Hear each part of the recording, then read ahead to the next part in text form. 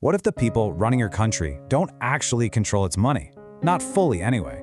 I mean, what if behind every massive federal budget, every bank bailout, and every so-called emergency stimulus, there's this invisible system quietly pulling the strings, a system that even the most powerful governments on Earth literally cannot escape?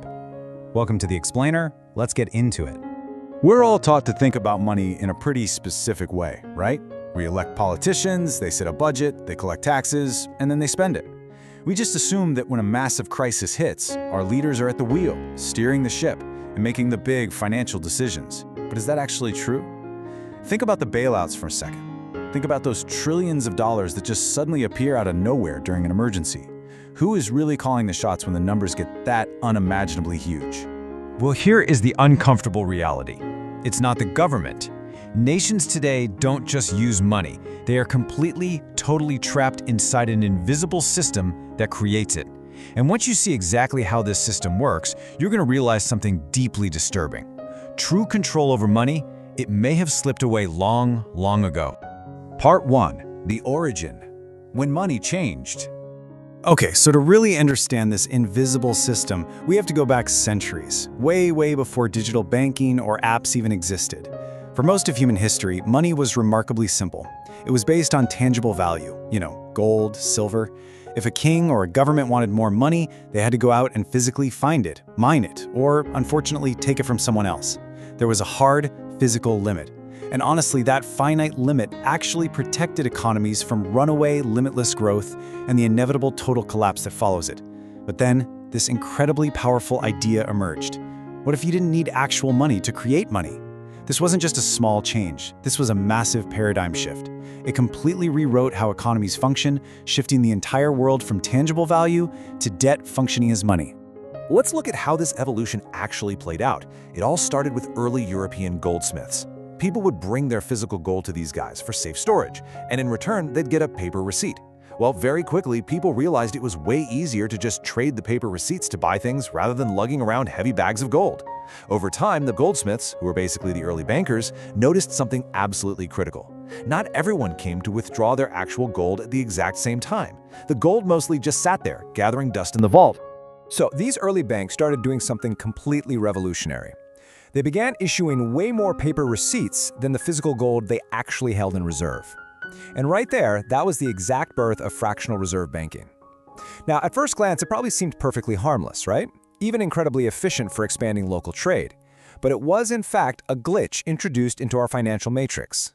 It created money that simply didn't exist until the exact moment it was lent out. Money was no longer a stored commodity, it was manufactured out of thin air, directly through debt. Section 2. The mechanics. How the quote-unquote crime works. So, as economies expanded and governments needed to fund massive wars and build infrastructure, they began relying heavily on these banking institutions. Let's look at the actual mechanics of how this works today, because this is the part most people never realize. When you, or a massive business, or even a government goes to a bank and asks for a loan, the bank is not going into the vault and moving existing money from someone else's savings account into yours. Nope. The bank issues credit. It literally just types digits into a computer. Boom! New money is manifested into existence completely out of nothing, backed entirely by your promise to repay it. Every single loan adds brand new money and simultaneously brand new debt directly into the system. Now take that everyday transaction and scale it up to the global level. You've got governments borrowing billions, you've got corporations borrowing trillions. We literally have entire global economies fueled exclusively by credit. And suddenly, a really stark reality becomes clear. Debt isn't just part of the system, it is the system. Without debt, the money supply physically shrinks. Eventually, central banks were introduced to oversee and stabilize this massive, towering structure of debt. But instead of limiting it, they effectively hit the gas pedal. By controlling interest rates, injecting liquidity, and managing the overall monetary supply, central banks essentially became the primary architects of our modern economic cycles. The booms, the busts, the recoveries, and the repeats. All of it is entirely driven by the engineered expansion and contraction of debt. Section 3. The crises. When control shifted. For a really long time, this system appeared to work beautifully, bringing about explosive growth. But then the system started hitting its breaking points. The first massive cracks appeared during severe financial crises. These were moments in history where the sheer volume of imaginary debt violently collided with harsh economic reality. We saw this play out in the Great Depression. We saw it again very clearly during the 2008 financial crisis. And each time, the exact same recurring symptoms popped up. Excessive, totally unchecked lending, followed by a period of wild, artificial growth, culminating in a sudden, absolutely terrifying collapse. And this brilliantly illustrates the central paradox at the heart of our world. Every single time the system failed, the solution implemented by the people in charge wasn't to actually fix the root cause. The solution was always to feed the system with more money and more debt. Governments didn't repair the machine, they just poured more fuel right into it, because by that point, they physically couldn't stop it. If the debt ever actually stopped growing, the entire global structure would come crashing down. Part 4. The fallout. Unimaginable consequences. Because this automated cycle has completely shifted control away from humanity, we are now dealing with consequences that are almost impossible to grasp. Today, global debt has reached levels that the human brain can barely even comprehend. Trillions upon trillions of dollars. We live in a reality where the global debt far exceeds the total economic output of many nations combined. And yet somehow, economies just continue to grow. How on earth is that mathematically possible? Well, it's because the system actively demands constant expansion.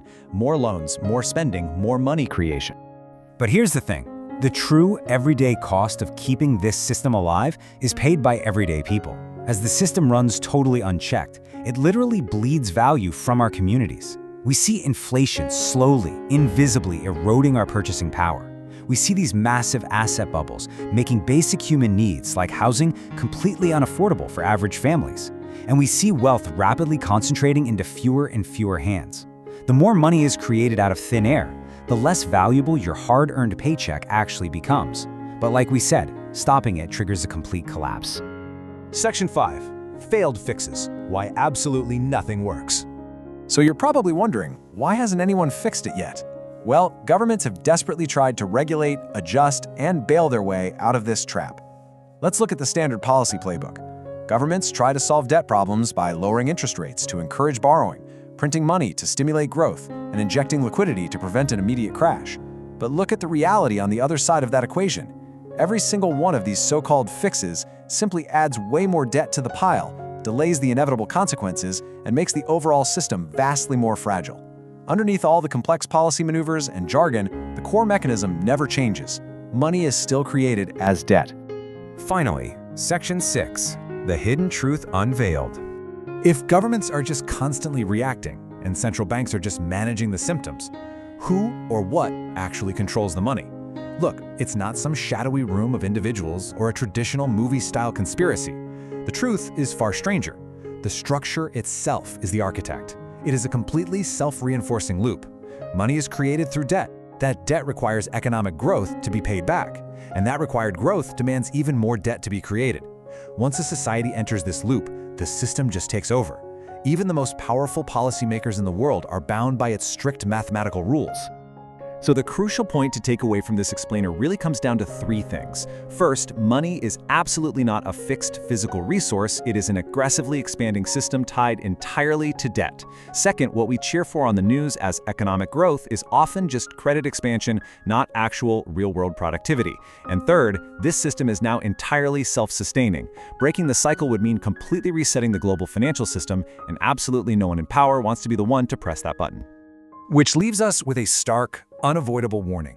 We live on a planet with finite resources, physical boundaries, and real limits. So what exactly happens when a financial system mathematically programmed to require infinite, compounding growth finally collides with a world that has hard limits?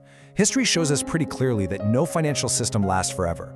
And when this paradigm inevitably shifts, it will not be a slow, gentle transition. It'll be sudden. So the next time you turn on the news and hear politicians or bankers talking about inflation or lowering interest rates or engineering this grand economic recovery, I want you to ask yourself one simple question. Are they actually fixing the system, or are they just desperately keeping it on life support? Thank you for checking out this explainer. Keep questioning the mechanics that shape our world, because the more you understand this invisible system, the less power it holds over you.